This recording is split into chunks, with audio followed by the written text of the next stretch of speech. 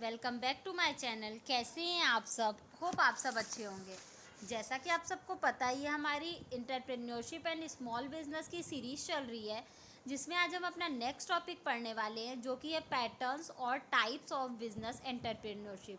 Business entrepreneurship कितने type के होते हैं, आज हम लोग वो पढ़ेंगे।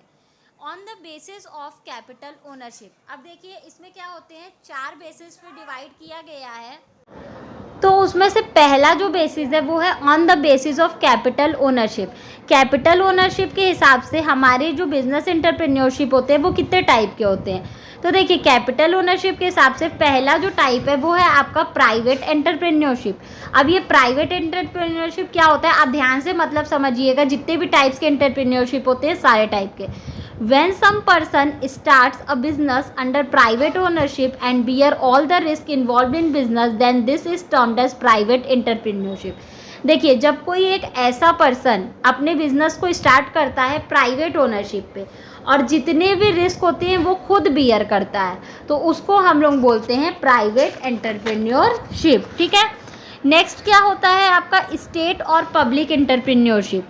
When the government starts the business enterprises in the public sector, keeping under consideration welfare of the society and the people, it also bears all the risk associated with business. This is known as entrepreneurship in the public sector. अब state और public entrepreneurship क्या होता है, जब हमारी government कोई business enterprise को start करती है, बेसिकली किसके लिए, पब्लिक सेक्टर में स्टार्ट करती है, किसके लिए, ताकि हमारी सोसाइटी का और सोसाइटी में रहने वाले लोगों के वेलफेयर के लिए, भलाई के लिए जब कोई बिजनेस एंटरप्राइज हमारी गवर्नमेंट स्टार्ट करती है और उससे रिलेटेड जितना भी रिस्क होता है वो हमारी गवर्नमेंट ही बियर करती है, तो ऐसे एंटरप्रेन्योरशिप को हम लोग बोलते हैं स्टेट और पब्लिक एंटरप्रेन्योरशिप। ठीक है।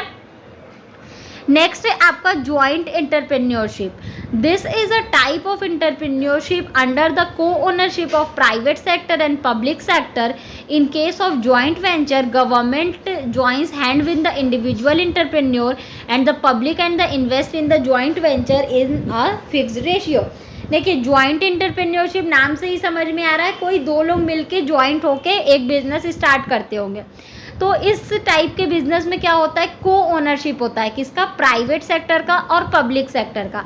मतलब जो हमारी गवर्नमेंट होती है वो, और जो हमारे एक पर्टिकुलर इंडिविजुअल होते हैं प्राइवेट सेक्टर के, वो दोनों क्या करते हैं, को ओनरशिप करके पर्टिकुलर जब कोई एक बिजनेस स्टार्ट करते हैं, और जो उनका एक रेशियो होता है वो फिक्स्ड होता है। ठीक है, कि वो कितने कितने पोर्शन में कैपिटल इन्वेस्ट करेंगे, कितने कितने पोर्शन में प्रॉफिट को लेंगे, डिस्ट्रीब्यूट करेंगे, तो उसको हम लोग बोलते हैं ज्वाइंट एंटरप्रेन्योरशिप।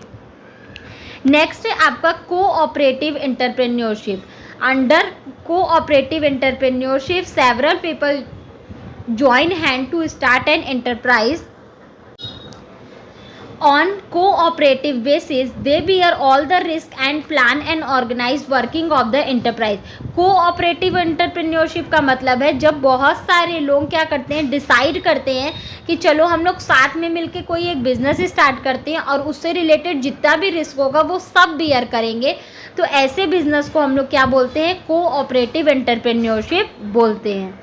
तो ये बेसिकली हमारे क्या थे, 4 टाइप थे। किसके बेसिस पे, on the basis of capital ownership के हिसाब से 4 तरीके के बिजनेस एंटरप्रेन्योरशिप थे, प्राइवेट एंटरप्रेन्योरशिप, स्टेट और पब्लिक एंटरप्रेन्योरशिप, ज्वाइंट एंटरप्रेन्योरशिप और कोऑपरेटिव एंटरप्रेन्योरशिप। अब जो दूसरा बेसिस है वो है आपका on the basis of attitude towards change और डेवलपमेंट। ठीक है। अब ये किसके बेसिस पे है, on the basis of attitude towards change और डेवलपमेंट के हिसाब से किस किस तरीके के हमारे एंटरप्रेन्योरशिप होते हैं। तो इसके अकॉर्डिंग हमारे 2 एंटरप्रेन्योरशिप होते हैं। पहला जो है वो है ट्रेडिशनल और इवोल्यूशनरी एंटरप्रेन्योरशिप। अब इसका मतलब क्या होता है, when the pace of changes in the enterprise is very slow, production is undertaken in traditional ways and very little expenditure is incurred on research and development, then this is termed as traditional or evolutionary entrepreneurship. देखिए, जब जो आपके enterprise में changes होता है, ठीक है, किसी भी तरीके का जो चेंजेस होता है वो बहुत ही धीरे धीरे होता है।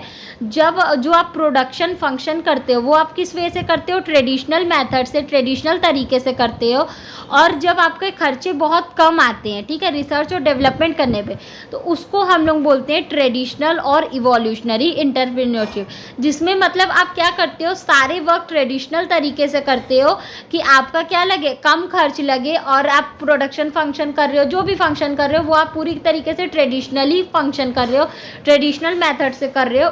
तो हम लोग ऐसे एंटरप्रेन्योरशिप को ट्रेडिशनल या फिर इवोल्यूशनरी एंटरप्रेन्योरशिप बोलते हैं। नेक्स्ट है आपका मॉडर्न और रिवॉल्यूशनरी एंटरप्रेन्योरशिप।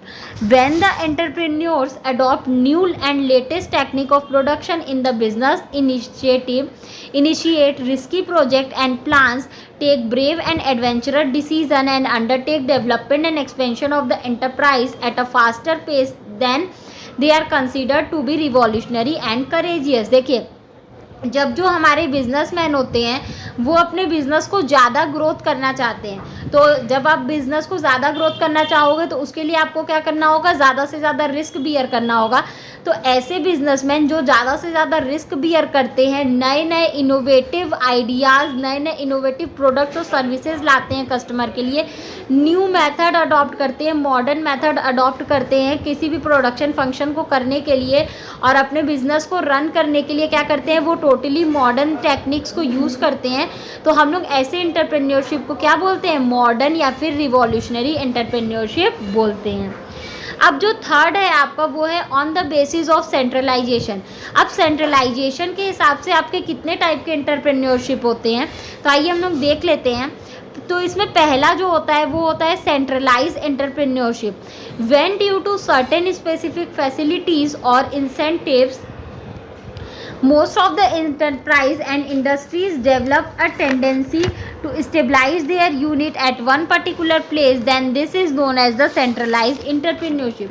देखिए क्या होता है, कुछ स्पेसिफिक फैसिलिटी या इंसेंटिव की वजह से जब बहुत सारे एंटरप्राइज और इंडस्ट्री क्या करते हैं, ये डेवलप करते हैं कि चलिए हम लोग एक ही जगह पे अपना बिजनेस सेटअप करते हैं और उसको रन करते हैं, तो उसको क्या बोलते हैं, सेंट्रलाइज एंटरप्रेन्योरशिप बोलते हैं। ठीक है, बहुत सारी ऐसी फैसिलिटीज़ होंगी, इंसेंटिव होगा, जिसके वजह से क्या करते हैं, बहुत सारे एंटरप्रेन्योर होते हैं, जब वो डिसाइड करते हैं कि वो अपने बिजनेस को एक ही प्लेस पे रन करेंगे, तो उसको हम लोग बोलते हैं सेंट्रलाइज एंटरप्रेन्योरशिप। नेक्स्ट है आपका डिसेंट्रलाइज एंटरप्रेन्योरशिप। अब डिसेंट्रलाइज एंटरप्रेन्योरशिप क्या होता है, when the entrepreneur stabilize their enterprise in different part of the country, then this is known as the decentralized entrepreneurship। देखिए, जब जो हमारे एक एंटरप्रेन्योर होते हैं वो अपने बिजनेस को बहुत सारे कंट्रीज़ में एक्सपेंड किए होते हैं, बहुत सारे कंट्रीज़ में क्या स्टेबलाइज किए होते हैं, तो उसको हम लोग बोलते हैं decentralise entrepreneurship.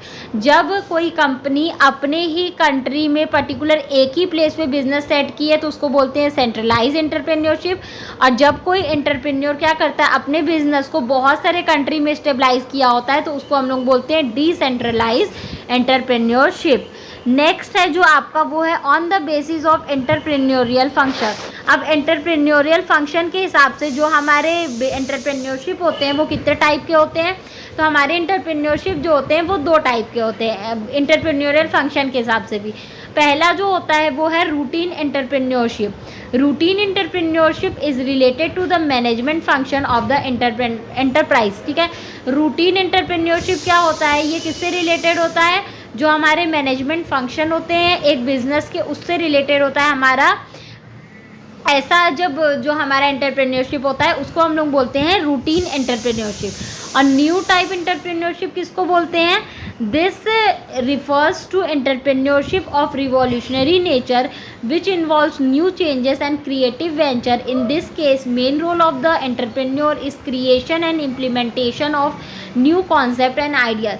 New type entrepreneurship जैसा कि नाम से ही समझ में आ रहा है, यह हमारे किस नेचर का होता है, रिवॉल्यूशनरी या फिर मॉडर्न नेचर का आप बोल सकते हो होता है, जिसमें समय समय पर चेंजेस करने की ज़रूरत होती है, समय समय पर कुछ नया इनोवेट, कुछ नया क्रिएट करने की ज़रूरत होती है।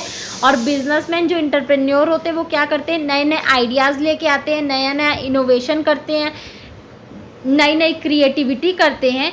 इसीलिए हम लोग इसको बोलते हैं न्यू टाइप एंटरप्रेन्योरशिप। ठीक है, रूटीन वही होता है जो नॉर्मल मैनेजमेंट का फंक्शन होता है। जब आप वो एंटरप्रेन्योरशिप जब ऐसा कोई वर्क करती है जो नॉर्मल रूटीन फंक्शन होता है, मैनेजमेंट का फंक्शन होता है नॉर्मल एक बिजनेस का, तो उसको हम लोग बोलते हैं रूटीन एंटरप्रेन्योरशिप। लेकिन जब कोई एंटरप्रेन्योर क्या करता है, नए नए आइडियाज़, टेक्नोलॉजी, कॉन्सेप्ट, क्रिएटिविटी को डेवलप करता है और अपने बिजनेस में लागू करता है, तो उसको हम लोग बोलते हैं न्यू टाइप एंटरप्रेन्योरशिप। तो ये बेसिकली देखिए आप समझ गए होंगे। पहला जो था हमारा on the basis of capital ownership, इसके हिसाब से हमारे 4 टाइप थे। ठीक है, और दूसरा था हमारा on the basis of attitude toward change और डेवलपमेंट, इसके हिसाब से 2 टाइप के होते हैं एंटरप्रेन्योरशिप। तीसरा था on the basis of centralisation, के हिसाब से भी 2 टाइप के होते हैं हमारे entrepreneurship. On the basis of entrepreneurial function, इसके हिसाब से भी 2 टाइप के होते हैं हमारे एंटरप्रेन्योरशिप। ठीक है, तो बेसिकली क्या था, ये हमारे जो ओवरऑल टोटल जितने टाइप्स के एंटरप्रेन्योरशिप होते हैं, यहाँ पे मैंने सब टाइप डिफाइन कर दिया है। आप चाहो तो इसका स्क्रीनशॉट ले लो। होप आपको ये टॉपिक समझ में आया होगा। किसी को फिर भी कहीं कोई प्रॉब्लम हो तो आप मुझे कमेंट सेक्शन में कमेंट करके पूछ सकते हैं। Thank you so much. Please like, subscribe and share my channel. किसी को इस सब्जेक्ट या किसी भी सब्जेक्ट के नोट्स परचेस करने हो तो आप मेरा डिस्क्रिप्शन बॉक्स चेक कर सकते हैं। Thank you.